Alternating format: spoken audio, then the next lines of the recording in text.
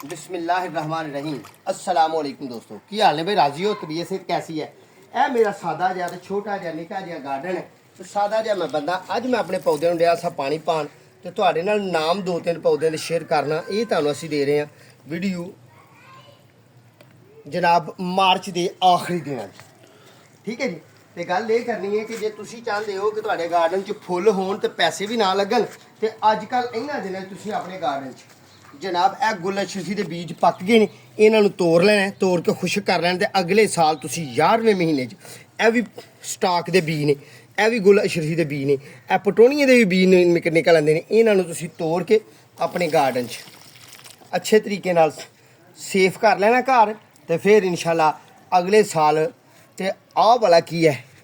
ये English Daisy लोग बोलते हैं अंग्रेज़ लोग तो अं भी आस्ता आस्ता हूँ अंग्रेज़ी इंशाल्लाह बोलांगे क्योंकि ज़ाहरी गल है भाई लोग तो बहुते हम अंग्रेजियां ही बोलते हैं जे मेरी गल चंगी लगे ना तो अपने सजना साथियों जरूर शेयर करो तो इंशाल्लाह अल्लाह ने जिंदगी दी दोबारा फिर मुलाकात होगी दवो फिर इजाजत मैं पौधे पानी पाला पानी रोड चला। सलाम अलैकुम जी।